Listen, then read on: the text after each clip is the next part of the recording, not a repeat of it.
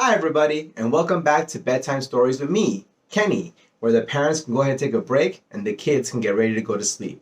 Of course, I am being accompanied by my two buddies, Teddy and Ducky. Lazy duck. Well, babies, it's time to read a new story.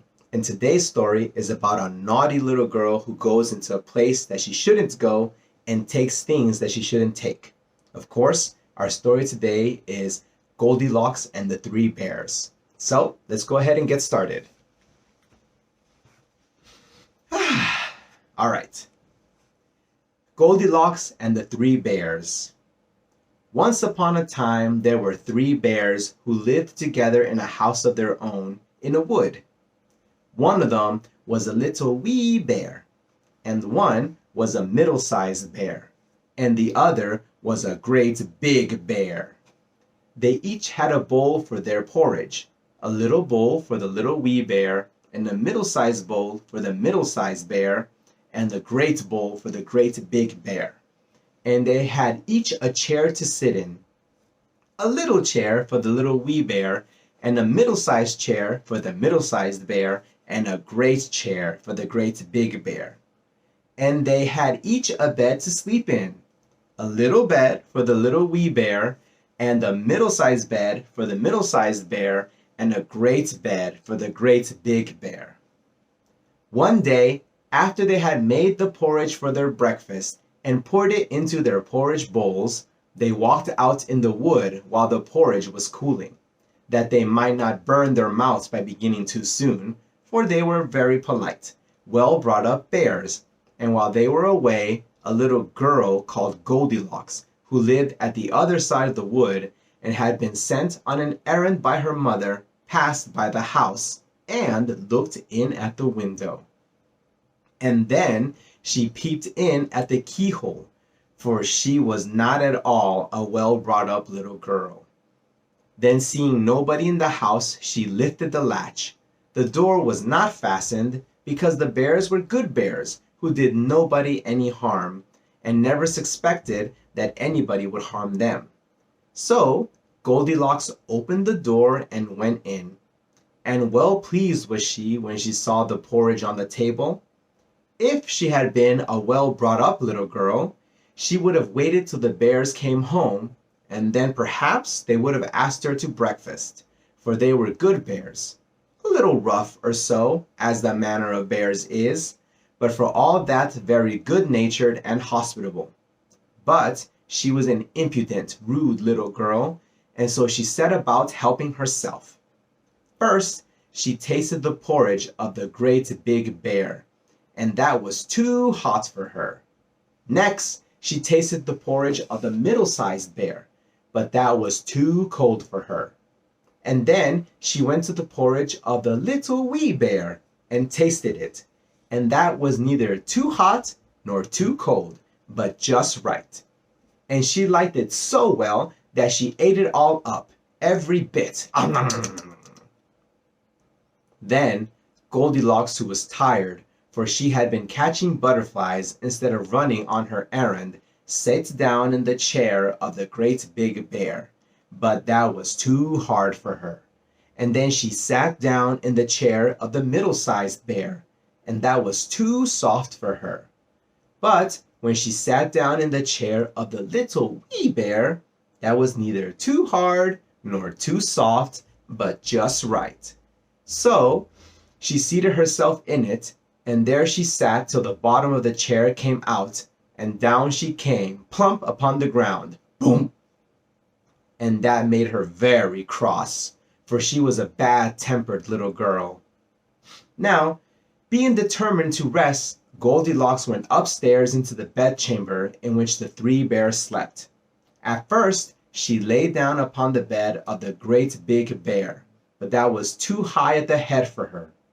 And next, she lay down upon the bed of the middle-sized bear, and that was too high at the foot for her.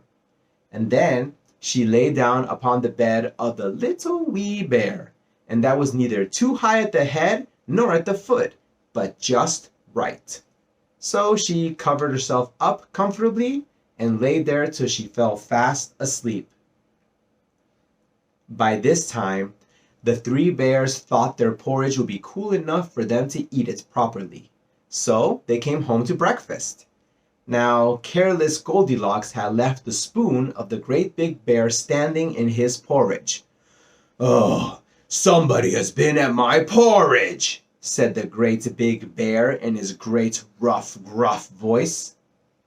Then the middle-sized bear looked at his porridge and saw the spoon was standing in it too. "Somebody has been at my porridge," said the middle-sized bear in his middle-sized voice. Then the little wee bear looked at his, and there was a spoon in his porridge bowl, but the porridge was all gone. "Eh? Somebody has been in my porridge and has eaten it all up," said the little wee bear in his little wee voice. Upon this, the three bears, seeing that someone had entered their house and eaten up the little wee bear's breakfast, began to look about them. Now the careless Goldilocks had not put the hard cushion straight when she rose from the chair of the great big bear. "Oh, somebody has been sitting in my chair," said the great big bear in his great rough, gruff voice. And the careless Goldilocks had squatted down the soft cushion of the middle-sized bear. "Somebody has been sitting in my chair," said the middle-sized bear in his middle-sized voice. "Eh? Somebody's been sitting in my chair, and I sat the bottom through," said the little wee bear in his little wee voice. Then the three bears thought they had better make further search in case it was a burglar, so they went upstairs into their bedchamber. Now, Goldilocks had pulled the pillow of the great big bear out of its place. "Ah, somebody has been lying in my bed," said the great big bear in his great rough, gruff voice. And the Goldilocks had pulled the bolster of the middle-sized bear out of its place. "Ah, somebody has been lying in my bed," said the middle-sized bear in his middle-sized voice. But when the little wee bear came to look at his bed, there was the bolster in its place, and the pillow was in its place upon the bolster, and upon the pillow there was Goldilocks' yellow head, which was not in its place, for she had no business there. "Somebody has been lying in my bed, and here she is still," said the little wee bear in his little wee voice. Now, Goldilocks had heard in her sleep the great, rough, gruff voice of the great big bear. But she was so fast asleep that it was no more to her than the roaring of wind or the rumbling of thunder. And she had heard the middle-sized voice of the middle-sized bear, but it was only as if she had heard someone speaking in a dream. But when she heard the little wee voice of the little wee bear, it was so sharp and so shrill that it awakened her at once. Up she started, and when she saw the three bears on one side of the bed, she tumbled herself out at the other and ran to the window. Now, the window was open because the bears, like good tidy bears as they were, always opened their bedchamber window when they got up in the morning. So naughty, frightened little Goldilocks jumped, and whether she broke her neck in the fall, or ran into the wood and was lost there, or found her way out of the wood and got whipped for being a bad girl and playing truant, no one can say. But the three bears never saw anything more of her. The end. So remember, kids, don't go into other people's houses, don't drink other people's porridge, don't sit in other people's chairs, and don't sleep in their beds unless they say you can. It's time for all of us to go to sleep, and well, I'm really tired and I'm ready for bed. Close your eyes, kiddos, and have a great dream. It's time for Kenny to get out of here and for all of us to say goodbye. Bye-bye, guys. See you next time.